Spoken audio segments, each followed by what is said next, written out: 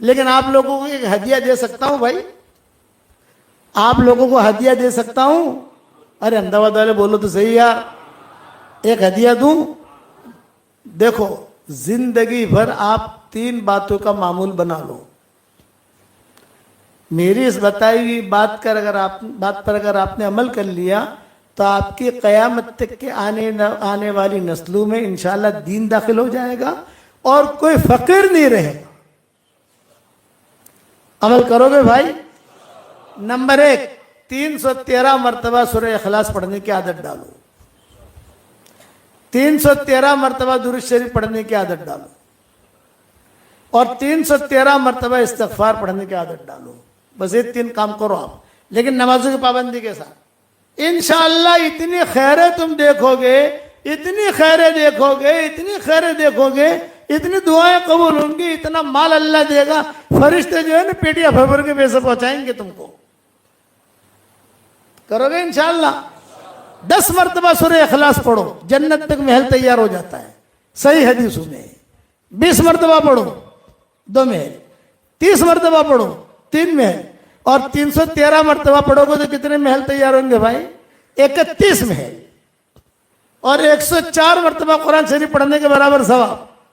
اور وہ محل ایسے ہیں کہ الیکٹرک کا بل نہیں بھرنا, مینٹین کرنا نہیں ہے, فرشتے خود الیکٹرک کا بل بھریں گے. وہاں الیکٹرک کی ضرورت ہی نہیں ہے, فرشتے سنبھالیں گے. کرو گے انشاءاللہ؟ میرے والد صاحب رحمۃ اللہ علیہ ایک بات فرماتے تھے, بیٹا یونس راتی ہونگ نہ آوے نا اپنوں نے تو 5-6 محل بڑے نہ کھوانا.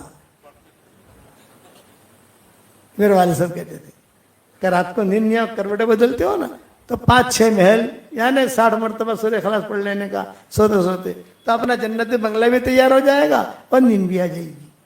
ابا فرماتے تھے کہ میں بیان کے لیے مرکز میں سے جب بھی یہ نکلتا تو ظاہر بات ہے کہ 5 منٹ پیدل چلتے تو چلتے چلتے میں محل بناتے بناتے چلتا.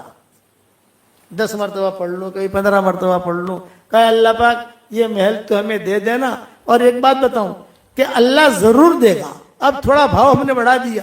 پہلے لوگ کہتے تھے کہ مولانا پہلے 100 مرتبہ پڑھواتے تھے, اب 313. میں نے کہا بھائی تم نے مکان کب خریدا تھا؟ یہ کہا 1995 میں خریدا تھا. کتنے میں خریدا تھا؟ 25 لاکھ میں خریدا تھا. اب جو ہے کیا بھاؤ ہے؟ 2 کروڑ ہے. میں نے کہا تیرے مکان کا بھاؤ بڑھا تو ہمارا بھاؤ نہیں بڑھے گا؟ بڑھے گا کہ نہیں؟ تو 313 مرتبہ سورہ اخلاص پڑھنے کی عادت ڈالو, ٹھیک ہے؟ اور یہ میری تصویر ہے, جاندار, شاندار, مالدار, دیندار. یہ میری تصویر ہے. پورے احمد آباد والوں کو تو دے نہیں سکتے, یہ ہمارے محترم ہیں, ان کو دے دیتا ہوں. لو بھی یہ آپ کو ہدیہ, ایک ایک دانہ سنبھال کے رکھنا. میری تصویر ہے, میں خود پڑھتا ہوں اس پر. تو 313 313 313. ارے بعض لوگ تو ایسے ہیں کہ خالی اپنے جیب میں لکھ کے رکھتے ہیں 313 313 313, تو بھی مالدار ہو جاتے ہیں. بدرین کی تعداد ہے, بہت بڑی چیز ہے یہ. اب جناتوں کے 5 بیانات رہ گئے. کتنے بیانات بھائی؟ آج تو میرا ارادہ تھا مائیکل جیکسن کا قصہ سنانے کا, کہ مائیکل جیکسن کا قصہ سناؤ, جوانوں کو ذرا مزہ آتا ہے قصہ سننے میں, سمجھ گئے نا.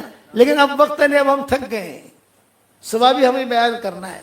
اب دعوت کا کام یہ ہمارا سدا بہار ہے, سدا بہار کام دعوت کا. ہر آدمی یہ نیت کرے کہ ہمیں دعوت تبلیغ میں لگنا ہے. لگو گے انشاءاللہ؟ چلے لگاؤ, مسجد و جماعتیں بیٹھو, 3 دن لگاؤ, لیکن ہمارے ساتھیوں کے مشورے سے, بغیر مشورے کے نہیں. ہمارے شورے کی جماعت ہے, ہر مسجد میں ہمارے ساتھی ہیں الحمدللہ. مرکز میں جاؤ, جمعرات کو بیان ہوتا ہوگا, سنیچر کو بیان ہوتا ہوگا, اجتماعات ہوتے ہیں, مشورے ہوتے ہیں, شریک ہو جاؤ. یہ کام ایسا کام ہے جو اللہ محدود ہے. دین کے جتنے کام ہیں وہ محدود ہیں. مدرسے محدود, 1 کروڑ مدرسے آپ نہیں کھول سکتے, 10 لاکھ مدرسے نہیں کھول سکتے. خرچہ کون کرے گا؟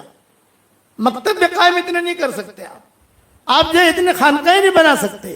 لیکن دعوت کا کام ایسا اللہ محدود اللہ نے دیا ہے ہمیں کہ سب جگہ دعوت کا کام کر سکتے ہو, لوگوں کو دعوت دے سکتے ہو آپ. اور لیکن ایک شرط ہے, اب ہم ایک شرط لگاتے ہیں تبلیغ کا کام کرو، دین کا کام کرو، مدرسے کا کام کرو، خانقاہ کا کام کرو، ایک شرط کے ساتھ، اور وہ شرط کیا؟ صفات کے ساتھ کرو، پکنک نہیں۔ جو حج میں پر آتے ہیں وہ آپ مسابقہ کرتے ہیں، میں نے کہا آپ آئے ہو بہت مبارک، پکنک مت کرنا ورنہ اللہ پکنک دے دے گا۔ جماعت میں جانا جاؤ، پکنک نہیں۔ ایک مرتبہ میں بیٹھا ہوا تھا، میرے 2 کان ہیں، بائیں کان سے میں سنتا نہیں ہوں اور داہنے کان سے پورا سنتا ہوں۔ تو داہنی طرف 2 نوجوان بیٹھے ہوئے تھے، اوبڑیو کو ہے کشمیر نو رخ بڑھو سو کشمیر نو، اتنے گجراتی جانتے ہو نا؟ کشمیر کا رخ ملا ہے اور بہت اچھا رخ ہے، اپنے میلے کی جماعت بنائے تو نا، گھومنا بھی ہو جائے گا، ٹینشن فری بھی ہو جائیں گے، کشمیر بھی دیکھ لیں گے اور چلا تو ہی پورا ہو جائے گا۔ تو دوسرا کہتا ہے بھی میری بہن کی شادی ہے، شادی تھوڑے آگے پیچھے کر لینا یار، مزہ آ جائے گا اپنے کو، وہ عبداللہ کو بھی لے لیں، وہ اسد کو بھی لے لیں، وہ اس کو بھی لے لیں۔ تو میں نے ان سے کہا یہ پکنک ہے آپ کی، اس پر اللہ اجر نہیں دے گا۔ اور ایک قرآن کی بات بتا رہا ہوں، یضل بھی کثیرا و یہدی بھی کثیرا، یہ مولوی طارق جمیل سے میں نے کہی تھی۔ جب میں نے کہی تو میرا چہرہ دیکھنے لگے وہ کہ آپ نے کیا کہہ دیا۔ میں نے کہا آپ سنیے، یضل بھی کثیرا و یہدی بھی کثیرا، قرآن کے ذریعے سے اللہ تعالیٰ کئی لوگوں کو گمراہ کرے گا اور اسی قرآن کے ذریعے سے اللہ کئی لوگوں کو ہدایت دے گا۔ تو میں نے کہا اس کا تعلق صرف قرآن سے نہیں ہے، جمیع ما یتعلق بالقرآن، جتنی چیزیں بھی قرآن سے متعلق ہیں، مثلا نماز یضل بہ کثیرا و یہدی بہ کثیرا، حج یضل بہ کثیرا و یہدی بہ کثیرا، عمرہ یضل بہ کثیرا و یہدی بہ کثیرا، تصنیف تالیف یضل بہ کثیرا و یہدی بہ کثیرا، چلہ یضل بہ کثیرا و یہدی بہ کثیرا، گشت یضل بہ کثیرا و یہدی بہ کثیرا، 3 دن یضل بہ کثیرا و یہدی بہ کثیرا، 3 چلہ یضل بہ کثیرا و یہدی بہ کثیرا۔ میرا چہرہ دیکھنے لگے، مولانا اسے لکھو، اسے لکھ کر وائرل کرو۔ میرا دماغ اس طرف گیا نہیں تھا۔ میں نے کہا جتنی چیزیں قرآن سے ملتی جلتی ہیں اس کی وجہ سے اللہ گمراہ بھی کرے گا اور اس کی وجہ سے اللہ ہدایت بھی دے گا۔ پھر میں نے کہا کہ دیکھو جہنم میں سب سے پہلے مشرک نہیں جائے گا، جہنم میں سب سے پہلے یہودی نہیں جائیں گے، سب جہنم میں سب سے پہلے نصارہ نہیں جائیں گے، تو جہنم میں کون جائے گا؟ وہ دین کے کام کرنے والے جہنم میں سب سے پہلے جائیں گے جن کی نیتوں میں کھوٹ تھا۔ یہ ابا فرماتے تھے۔ اور پھر بڑے مجموع میں رائے میں 10 لاکھ کا مجمع ہوتا تھا، تو ابا کہتے تھے کان کھول کے سنو، میں اس لیے کہتا ہوں تاکہ حشر کے میدان میں پکڑا نہ جاؤں، میں اس لیے کہتا ہوں تاکہ حشر کے میدان میں اللہ مجھے نہ پکڑے، اس لیے کہ میرا بیان لاکھوں آدمی نہیں کروڑوں سنتے ہیں۔ اور حضرت جی پیچھے بیٹھے ہوتے تھے اور حضرت شیخ بھی پیچھے بیٹھے ہوتے تھے، دونوں بزرگ۔ اور حضرت جی کے سامنے کہہ رہا ہوں، حضرت شیخ کے سامنے کہہ رہا ہوں کہ دعوت اور تبلیغ کا کام کرتے کرتے اگر کوئی بگڑ گیا تو کعبے میں جا کر بھی سدھرے گا نہیں، مدرسہ چلاتے چلاتے اگر کوئی بگڑ گیا وہ کعبے میں جا کر بھی سدھرے گا نہیں۔ یہ ابا کہتے تھے۔ تو سارا مجمع جو ہے پٹھانوں کا بہت روتا تھا۔ ابا کہتے تھے کم کرو لیکن کوالٹی کے ساتھ کرو۔ تو دعوت کا کام کرو گے انشاءاللہ کوالٹی کے ساتھ، صفات کے ساتھ۔ ابا کہتے تھے بیان کے لیے بیٹھتا ہوں تو اللہ سے کہتا ہوں کہ اللہ صرف تیرے لیے کر رہا ہوں، میرا کوئی اور مقصد نہیں ہے۔ اور 3 میرے ہدیے قبول کر لیا آپ نے، 313 مرتبہ کیا پڑھنا ہے بھائی؟ واہ واہ۔ پھر 313 مرتبہ اور پھر 313 مرتبہ استغفار۔ انشاءاللہ جب دوسری مرتبہ آئیں گے تو اس کو پھر اور بڑھا کے دیں گے آپ کو، ابھی اتنا تو شروع کرو۔ اب بتاؤ اللہ کے راستے میں جانے کے لیے کون کون تیار؟ فَبِأَيِّ آلَاءِ رَبِّكُمَا تُكَذِّبَانِ جب پڑھتے حضور صلی اللہ علیہ وسلم تو جنات یہ جواب دیتے۔ اچھا حضور صلی اللہ علیہ وسلم نے یہی صورت واپس آ کر صحابہ کو سنائی، تو صحابہ جو ہے سارے کے سارے سنتے رہے، کسی نے کوئی جواب نہیں دیا۔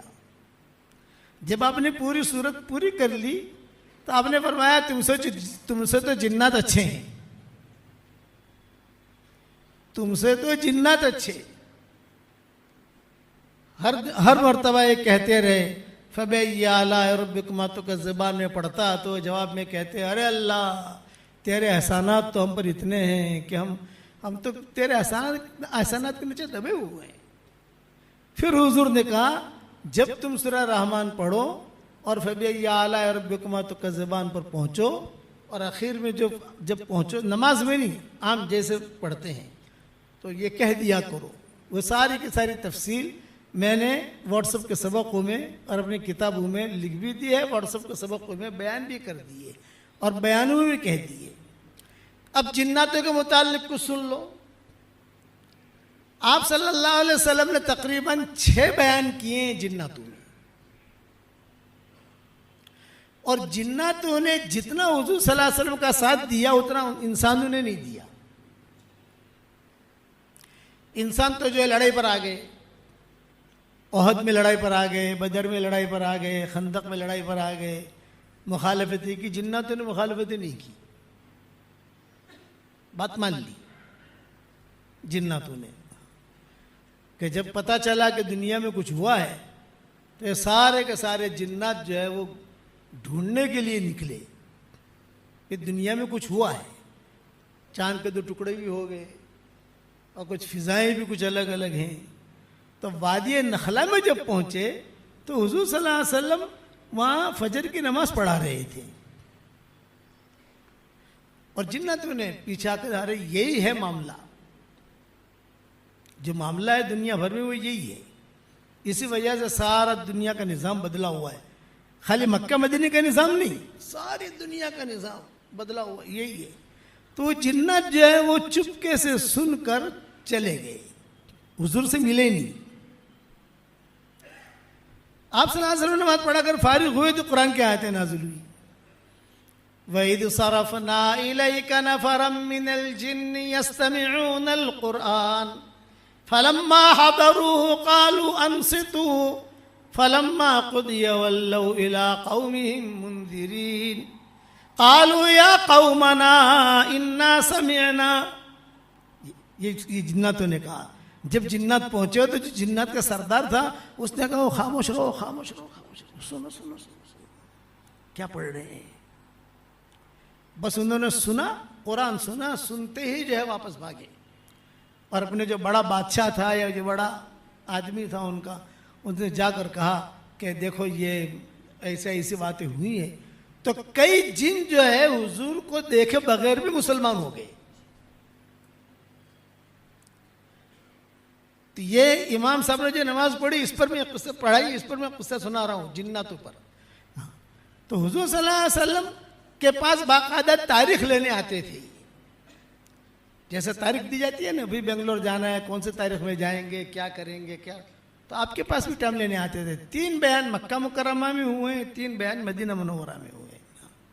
حضور صلی اللہ علیہ وسلم جاتے تھے بہت اہتمام کے ساتھ اور بہت اہتمام کے ساتھ بیان فرماتے تھے. روایتوں میں ہے کہ ایک مرتبہ حضور صلی اللہ علیہ وسلم نے مدینہ میں اعلان کیا اصحاب صفہ میں, اور اصحاب صفہ میں یہ اعلان کیا کہ بھی اصحاب صفہ کا مطلب یہ کہ بھوکے لوگ ہوتے تھے بیچارے, فاقے ہوتے تھے ان پر. تو آپ نے اعلان کیا میرے گھر پر آج کچھ کھانے کا چیزیں آ گئی ہیں تو تم لوگ آ جاؤ کھانا کھا لو. یہ حدیث میں آتا ہے. تو سارے کے سارے گئے اور جا کر کھانا کھایا, خوش ہو گئے. حضور صلی اللہ علیہ وسلم جب مسجد میں آئے تو عبداللہ بن مسعود بیٹھے ہوئے تھے. آپ نے کہا کہ ارے عبداللہ تم کھانے کے لیے نہیں آئے. تو عبداللہ بن مسعود نے کہا کہ حضرت آپ نے کہا تھا صفہ والے آویں, میں تو صفہ والوں میں ہوں نہیں, ہوں صفہ والوں جیسا ہی, یعنی فقیر ہوں, میرے پاس کھانے پینے کی چیزیں نہیں ہیں, لیکن میں صفہ والے لوگوں میں سے تو ہے نہیں, تو میں کیسے آؤں. آپ نے فرمایا ٹھیک ہے میں گھر جاتا ہوں, اگر کوئی چیز کہیں سے آ گئی تو میں تمہیں بلاتا ہوں. عبداللہ بن مسعود جو ہے بھوکے تھے اور بیٹھے ہوئے تھے کہ شاید کوئی چیز ہدیہ آئے گی تو حضور صلی اللہ علیہ وسلم بلائیں گے مجھے. اتنے میں حضور صلی اللہ علیہ وسلم کی باندی آئی اور اس باندی نے آ کر کہا کہ حضور یاد کر رہے تمہیں. عبداللہ بن مسعود کہتے ہیں میں خوش ہو گیا، آ گیا کھانا، چلو بھی اپنا بھی بھلا ہو گیا، پیٹ بھر کے کھاؤں گا۔ اب وہاں جب میں گیا تو کھانا تو تھا نہیں، لیکن حضور صلی اللہ علیہ وسلم اچھے کپڑے بدل کر، خوشبو لگا کر، تیار ہو کر، جیسے کسی جگہ جانا ہو تو آدمی تیار ہو کر سیٹ ہو کر نکلتا ہے، حضور صلی اللہ علیہ وسلم کسی کے انتظار میں باہر ہی کھڑے تھے، مطلب کہ کھانا نہیں ہے، حضور کے ساتھ جانا ہے۔ اب میں ٹینشن میں پڑ گیا کہ شاید حضور صلی اللہ علیہ وسلم کھانے کو کچھ کہتے، یہ تو کھانے کی میٹر ہے نہیں۔ آپ نے جو میرا ہاتھ پکڑا اور ہاتھ پکڑ کر کہا کہ چلو عبداللہ۔ اب ہاتھ جو حضور نے پکڑا تو میں تو یہ نہیں کہہ سکتا حضرت بھوک لگی ہے، چل دیا۔ راستے میں چلتے چلتے حضور صلی اللہ علیہ وسلم نے فرمایا پتہ ہے کہاں جا رہے ہیں ہم؟ رات کا وقت تھا۔ فرمایا نہیں حضرت، یہ کہا جناتوں میں بیان کرنے جا رہے ہیں۔ عبداللہ بن مسعود کہتے ہیں میری بھوک تو وہی ختم ہو گئی، جناتوں میں بیان کرنے جا رہے ہیں، آج کی ہماری تاریخ ہے۔ اب یہ کہ میں کس کو لوں تو تم بیٹھے ہوئے تھے تو تمہیں یاد آ گئے، میں کس اور کو لیتا، لیکن یہ کہ تمہیں یاد آ گئے۔ چلو لیکن دیکھو ایک بات یاد رکھنا، میں وہاں جا کر بیان کروں گا تو آپ کو عجیب عجیب شکلیں دکھیں گی، کسی کے دانت نکلے ہوئے ہوں گے، کسی کے سر کے اوپر سنگ ہوگا، اور کسی کے منہ میں سے آگ نکل رہی ہوگی۔ یہ ساری شکل حضور نے ساری بیان کی، عجیب عجیب شکلیں ہوں گی۔ تو تم جو ہے ایک تو گھبرانا مت، اور دوسرا کہ میں دائرہ بنا کر تمہیں بٹھاؤں گا وہ اس سے نکلنا مت۔ ارے حضرت گھبرانا مت، میں ایسی شکلیں دیکھوں گا تو انسان ہے، فطری چیز ہے، کبھی گھبرانا مت۔ حضرت آپ نے فرمایا دیکھ میں ایک دائرہ بناؤں گا، اس دائرے میں بھی رہوں گا، اس دائرے میں تو بھی رہنا، اور اس دائرے سے تو نکلنا مت، بس تیرا کام یہ ہے۔ تو عبداللہ بن مسعود نے کہا کہ حضرت میں تو آپ کا پاؤں پکڑ کر آنکھیں بند کر کے بیٹھ جاؤں گا، جہاں آپ وہاں میں،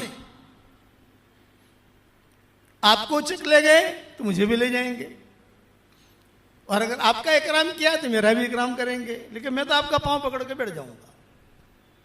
اس پر حضور صلی اللہ علیہ وسلم نے کئی باتیں جناتوں میں کہی، کئی باتیں کہی۔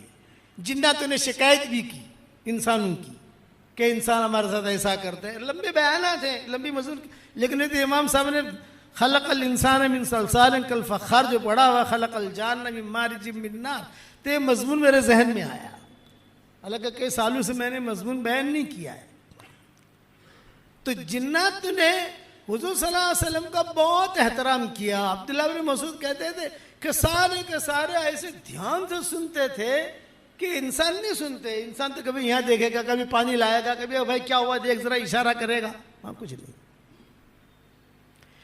اسی لیے جناتوں کا حضور صلی اللہ علیہ وسلم بہت بیان کرتے تھے اہتمام کے ساتھ۔ آپ صلی اللہ علیہ وسلم کو جب طائف حضور صلی اللہ علیہ وسلم تشریف لے گئے تو طائف والوں نے نکالا، مکہ سے نکل گئے، طائف والوں نے نکالا، اب یہ بیچ میں آ گئے، طائف جا نہیں سکتے، طائف والوں نے کہہ دیا ہم نے نکال دیا، تم یہاں مت آنا۔ مکہ والے کہتے تھے کہ ہمارے یہاں سے ایگزٹ ہو گئی، اب تم داخل نہیں ہو سکتے، تو بیچ میں رہے حضور صلی اللہ علیہ وسلم۔ حضرت زید ابن حارثہ ساتھ تھے، دونوں کے دونوں، تو زید ابن حارثہ کہتے تھے کہ حضرت ہم تو پریشانی میں آ گئے، وہاں بھی نہیں جا سکتے، یہاں بھی نہیں جا سکتے، اور بیچ میں ہے۔ تو حضور صلی اللہ علیہ وسلم جو ہے مکہ کے بڑے بڑے لوگوں کو بلاتے تھے، چودھریوں کو، اور کہتے تھے بھئی دیکھو ہم طائف گئے تھے، لیکن یہ کہ وہاں تو ہمارا کام کچھ ہوا نہیں، لیکن بھئی ہمیں تم امن دو تو پھر ہم مکہ میں آ جاویں۔ اس لیے کہ امن دینے کا مطلب یہ کہ ایک آدمی ٹکٹ دے دے، آپ آ جاؤ، ہم آپ کے رہنے کا، کھانے کا، پینے کا انتظام کریں گے۔ تو سارے کے سارے مکہ کے جو چودھری تھے سب نے انکار کر دیا، بھئی اب نہیں کر سکتے۔ لیکن ابو جہل کا مقابلہ کون کرے، ابو لہب کا مقابلہ کون کرے، یہ بڑے بڑے چودھریوں کا مقابلہ کون کرے؟ آپ کا بائیکاٹ کیا تھے تو ہمارا بھی بائیکاٹ کر لیں گے۔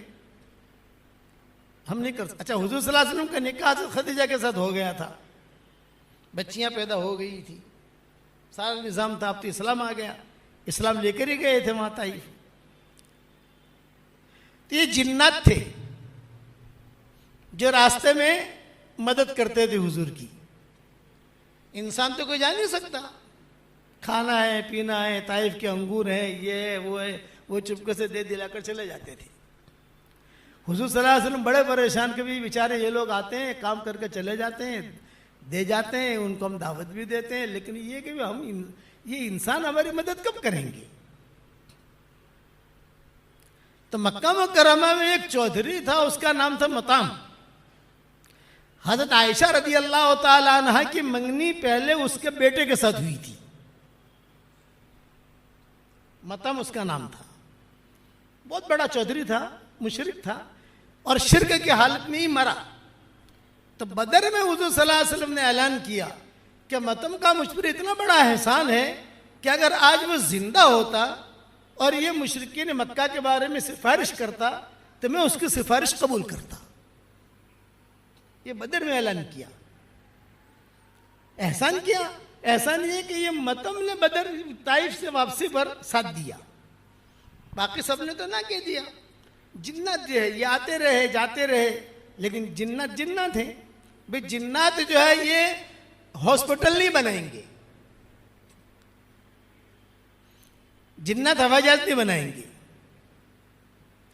جنات جو ہے دوائیں نہیں بنائیں گے. جنات میں زیادہ بیماریاں بھی نہیں ہوتی, ڈائبٹیز جنات میں نہیں ملے گی آپ کو, ہارٹ کی تکلیف جنات میں نہیں ملے گی.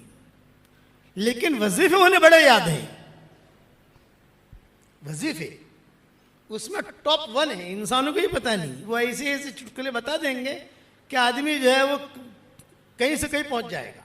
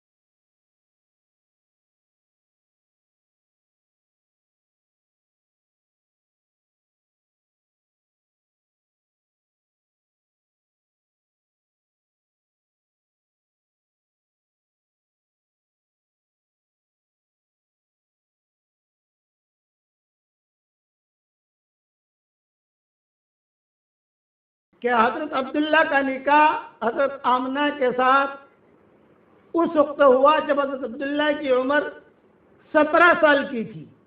اکثر علماء کا اس پر اتفاق ہے.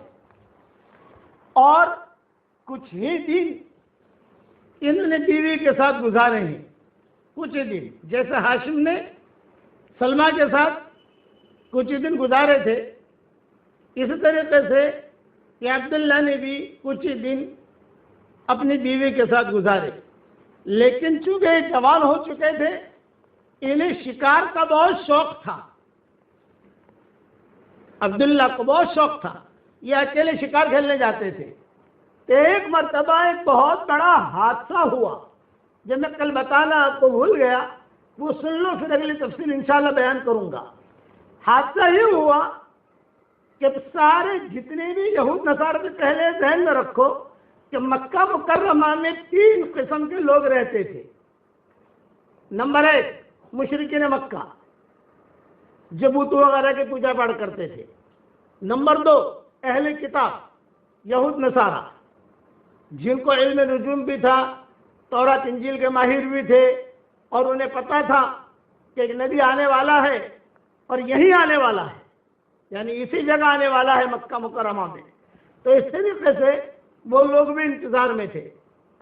نمبر 3 دیہات کے لوگ، قرب و جوار کے جو عربی بدو تھے، یہ نہ اہل کتاب میں تھے نہ مشرکین میں تھے، لیکن یہ کہ وہ سمجھتے تھے کہ بھئی یہ اللہ کا گھر ہے، یہاں یہ اچھی جگہ ہے، یہ پتھر اچھا ہے، تو چلو. تو ان لوگوں نے بھی آ کر پڑاؤ ڈالا تھا. تو حضور صلی اللہ علیہ وسلم کے والد کے متعلق مشرکین مکہ زیادہ انٹرسٹ نہیں لیتے تھے، اس لیے انہیں پتہ ہی نہیں آدمی کون ہے، دیہاتی انٹرسٹ نہیں لیتے تھے. لیکن یہود نصارہ انٹرسٹ لیتے تھے، یعنی پورا جو ہے ان کا خیال کرتے تھے. ایک خیال کرتے تھے کا مطلب کہ ان کا واچ میں رہتے تھے، جاسوسی میں رہتے تھے کہ یہی آدمی ہے، یہی ہے. چنانچہ یہود نصارہ کی عورتیں مکہ مکرمہ میں بہت آئی تھی. ایک تاریخ میں کی کتاب میں آج ظہر بعد میں مطالعہ کر رہا تھا، 200 یہودی عورتیں حضور کے عبداللہ کے پیچھے پڑی ہوئی تھی. 200 انہوں نے ثابت کیا ہے، فلاں قبیلے کی، فلاں قبیلے کی، فلاں قبیلے کی یہود نصارہ کی عورتیں وہ کسی طریقے سے بھی عبداللہ سے شادی کر لے ہوئے، کسی طریقے سے وہ جو ہے یعنی بس عبداللہ جو ہے وہ نبی والا جو پانی ہے وہ ہمارے پیٹ میں آئے، بس ان کے 200 تھی، انہوں نے لکھا ہے اور سب انہوں نے ثابت کیا ہے، فلاں فلاں فلاں فلاں نام بھی لکھوائے ہیں. اتنی چیز عام ہو گئی مکہ مکرمہ میں. اچھا عبد المطلب جو تھے انہیں خواب آتے تھے، انہوں نے خواب دیکھا. عبد المطلب نے سیرت ابن ہشام میں ایک قصہ لکھا ہے کہ عبد المطلب کو بشارت بہت ہوتی تھی، اور اس کے خواب یہ دیکھا عبد المطلب نے کہ ان کی پیٹھ سے ایک زنجیر نکلی. وہ جو عبداللہ کے ساتھ حادثہ ہوا وہ بات میں سناؤں گا، پہلے یہ یاد آ گیا یہ سنا دوں کہ عبد المطلب کے پیٹھ میں سے ایک زنجیر نکلی. اس زنجیر کا ایک حصہ آسمان میں اور ایک حصہ زمین میں، اور ایک حصہ مشرق کی جانب، دوسرا حصہ مغرب کی جانب. یہ خواب دیکھا عبد المطلب نے. کچھ دیر بعد وہ زنجیر درخت کی شکل میں تبدیل ہو گئی، جس کے ہر پتے سے ایک نور ایسا چمک رہا ہے جیسے آفتاب کے نور سے 1000 درجے بڑھا ہوا ہے. اس درخت کی شاخوں کو قریش کے کچھ لوگ بھی پکڑے ہوئے ہیں، اور قریش میں سے کچھ لوگ اس درخت کو کاٹنا چاہتے ہیں کہ یہ لوگ اس کو کاٹیں. جب یہ سارے مل کر اس درخت کو کاٹنے کے لیے قریب آنا چاہتے ہیں تو ایک حسین و جمیل لڑکا ان کو دور سے ہٹا دیتا ہے. عبد المطلب نے یہ خواب کئی مرتبہ دیکھا، ارے یار میرے پشت سے جو ہے زنجیر نکل رہی ہے، اور یہ خواب دیکھ رہا ہوں. جیسے میں نے کہا تھا 9 خواب دیکھے تھے، ان 15 خواب دیکھے تھے، 15-16 ان میں سے ایک یہ بھی ہے. سارے تو میں سنا نہیں سکتا، ایک یہ بھی ہے. ایک لڑکا آ کر ان کو دور ہٹا دیتا ہے. تو یہ عبد المطلب تعبیر لینے کے لیے یہودیوں کے پاس جاتے تھے، کیونکہ یہودی جو تھے وہ یعنی اہل کتاب تھے، ان کا ایک مقام تھا. یہود نصارہ تورات انجیل کے ماہر تھے، اور حضور صلی اللہ علیہ وسلم کا یعنی وہ انتظار میں بھی تھے. تو سب کچھ انہیں پتا تھا کہ یہ نبی آنے والا ہے، نبی آنے والا ہے، نبی آنے والا ہے، نبی آنے والا ہے، پیدا ہونے والا ہے. علم نجوم کے ماہر تھے. چنانچہ گئے تو ان کو خواب کی تعبیر بتائی گئی، تمہاری نسل میں ایک لڑکا، ایسا لڑکا پیدا ہوگا جس کا مشرق سے لے کر مغرب تک کے لوگ اتباع کریں گے، اور آسمان اور زمین کے لوگ اس کی حمد و توصیف کریں گے. اس خواب کی بنا پر عبد المطلب نے آپ کا نام نامی محمد رکھا صلی اللہ علیہ وسلم. اور خواب میں بھی دکھایا گیا کہ عبد المطلب پیٹ میں جو بچہ ہے نا آمنہ کے، محمد نام رکھنا. حضرت آمنہ کہتی تھی مجھے بھی خواب میں آیا تیرے پیٹ میں جو بچہ ہے اس کا نام محمد رکھنا، محمد رکھنا، محمد رکھنا۔ خدا کی شان، یہ محمد ابھی پیدا بھی نہیں ہوئے ہیں اور اتنے مشہور ہو گئے، جس گھر میں لڑکا پیدا ہوتا ہے یہودی کے یہاں وہ محمد نام رکھتے، یہ جو لڑکا پیدا ہو محمد محمد محمد محمد محمد، اور پھر جو وہ کہتے پھر ہمارے گھر میں محمد ہے، ہمارے گھر میں محمد ہے، محمد ہے۔ اب حضور صلی اللہ علیہ وسلم پیدا ہوئے تو آپ کے یعنی احمد نام رکھنا سب بھول گئے، کہ حضور کو تو دو نام تھے، محمد اور احمد، تو احمد نام رکھنا اتباع تو بھول گئے۔ پھر یہودیوں نے کہا کہ خالی محمد، صرف محمد نہیں، محمد اور احمد، تم لوگوں نے احمد تو رکھا نہیں ہے، محمد رکھا ہے، یہ وہ محمد نہیں ہے جو آنے والا ہے، وہ الگ ہے۔ یہ ابن کثیر نے لکھا ہے۔ اب عبداللہ کا قصہ سنو کہ عبداللہ کے ساتھ یہ قصہ ہوا کہ کئی عورتیں، 200 کا تو میں نے تذکرہ کتاب میں پڑھ بھی لیا، آپ تو کہہ بھی دیا، 200 عورتیں چاہتی تھی کہ ہم سے نکاح ہو جاوے اور یہ نور ہمارے پیٹ میں منتقل ہو۔ چنانچہ ایک مرتبہ سارے یہودیوں نے میٹنگ کی مکہ مکرمہ میں، یہود نصارہ سب، اور انہوں نے کہا کہ یہی آدمی ہے کہ جو نبی کا باپ بننے والا ہے، عبداللہ، کسی طریقے سے اس کو قتل کر دو۔ تو پلاننگ کی انہوں نے، پلاننگ کر کے حضور صلی اللہ علیہ وسلم کے والد کو شوق تھا شکار کھیلنے کا، جیسے بچوں کو شوق ہوتا ہے، کسی کو تیرنے کا شوق ہوتا ہے، کسی کو کار چلانے کا شوق ہوتا ہے، کسی کو گھومنے پھرنے کا شوق ہوتا ہے، اور کسی کو جو ہے خواہ واہ واہ کرنے کا شوق ہوتا ہے۔ ہر ایک کے شوق الگ الگ ہوتے ہیں۔ ان کا شوق تھا یہ شکار کھیلنے کے لیے جاتے تھے، اور ان کے والد جو تھے یعنی عبد المطلب، یہ بھی ہمت افزائی کرتے تھے، بیٹا جاؤ شکار کھیلو، جاؤ جاؤ جاؤ جاؤ شکار کھیلو، جاؤ شکار کھیلو، جاؤ۔ ہرن لے کے آتے تھے، وہاں سے دور دور جا کر ہرن کو مار کے لے کے آتے تھے۔ تو یہ شکار کھیلنے گئے اتفاق سے عبداللہ، اور وہ یہود نصارہ انتظار میں تھے۔ سب یہود نصارہ نے ایک جو ہے ٹولی بنا دی، اور ٹولی بنا کر ان کو گھیر لیا، اور سب نے کہا اقتلو اقتلو اقتلو، قتل کرو قتل کرو۔ اتنے میں یہ آمنہ کے جو والد تھے یہ بھی وہاں بکریاں کرا رہے تھے، یہ بھاگے بھاگے آئے حضرت آمنہ کے والد، اور انہوں نے کہا یہ کیا کر رہے ہو، یہ تو ہمارے مکہ کا لڑکا ہے، کیا نہیں ہمارے مکہ کا لڑکا ہے، یہ کیا کر رہے ہو تم لوگ، ابھی حضور کا رشتہ نہیں ہوا تھا۔ تو یہ آمنہ کے والد جو ہے یہ بھاگے بھاگے آئے، اور بھاگے بھاگے آ کر سب کو جو ہے ہٹایا، سب کو مارا، اور حضور صلی اللہ علیہ وسلم کے والد کو پکڑ کر لا کر عبد المطلب کو دے دیا کہ تمہارا بچہ تو آج مر جاتا، آج میں نے ہی اس کو بچایا ہے۔ اور یہ کہ یہ سارے یہودی گھیرے ہوئے تھے، حضرت عبداللہ نے بھی کہا۔ تو علماء نے لکھا ہے اس وقت میں جو حضرت آمنہ کے والد کی نظر عبداللہ پر پڑی تو انہوں نے اپنی آمنہ کے لیے دعا مانگنی شروع کر دی کہ اللہ میں اسے داماد بنانا چاہتا ہوں، یا اللہ میں اسے داماد بنانا چاہتا ہوں، کہ میں اسے داماد بنانا چاہتا ہوں، یہ جو میں نے نیکی کی ہے اس کو بچایا ہے، بس یہ میرا داماد بنے، یہ میرا داماد بنے، یہ میرا داماد بنے۔ چنانچہ حضرت آمنہ کے ساتھ نکاح ہوا، قصہ تفصیل سے گزر گیا جو میں نے کہا ہے۔ اب جب یہ قافلہ یہاں سے روانہ ہوا، قریش اس میں عبداللہ بھی تھے، شام کے لیے شام تک پہنچے۔ حضرت عبداللہ کو بیماری کیا تھی یہ بتاؤں، میں سمجھانے کے لیے کہہ رہا ہوں، ٹی بی کی بیماری، یہ سمجھانے کے لیے کہہ رہا ہوں۔ اس زمانے میں ٹی بی شبی تو تھی نہیں یا ہوگی، سردی، نزلہ، زکام، بخار، کھانے کی کوئی طبیعت نہ چلے، کوئی اچھا نہ لگے، جب دیکھو تو بخار، اس قسم کی حالت کے اندر وہ رہتے تھے۔ یعنی یہ کب ہوا ان کو، یہ جب سفر شروع ہوا، کچھ نکاح ہوا، نکاح ہونے کے بعد آمنہ کے ساتھ زندگی گزارنی شروع ہوئی، میاں بیوی والی زندگی گزرنی شروع ہوئی، کچھ ہی دن جو ہے وہ رہے تو عبد المطلب نے کہا کہ بیٹا اب تمہارا نکاح ہو گیا ہے، بیوی بھی آ گئی، بچہ بھی ہوگا، تو خرچے بڑھیں گے تمہارے، کوئی دھندا بندہ کرو۔ ابا کیا کرو دھندا؟ انہوں نے کہا شام جاؤ، چلو میں جماعت بناتا ہوں۔ تو ہاشم نے جو ہے شام جانے کی ترتیب بنائی تھی، ان کے عبد المطلب کے والد نے وہی ترتیب سے جو قافلہ روانہ کیا، یہ بھی گئے، لیکن اچھا شام پہنچے بھی، یہ نہیں کہ شام نہیں گئے، دھندا بھی کیا۔ اب دھندے میں نفع ہوا نقصان ہوا وہ بڑی تفصیل ہے اس کی، لیکن یہ کہ واپسی میں مدینہ منورہ آ کر انہوں نے قیام کر لیا اور سارا قافلہ واپس آیا۔ عبد المطلب انتظار میں تھے، پوچھا بھئی کہاں ہے عبداللہ؟ نے کہا وہ تو بیمار ہو گیا۔ چنانچہ حضرت آمنہ جو تھی یہ بھی انتظار میں تھی، کیا آئے گا میرا شوہر، آئے گا میرا شوہر آئے گا۔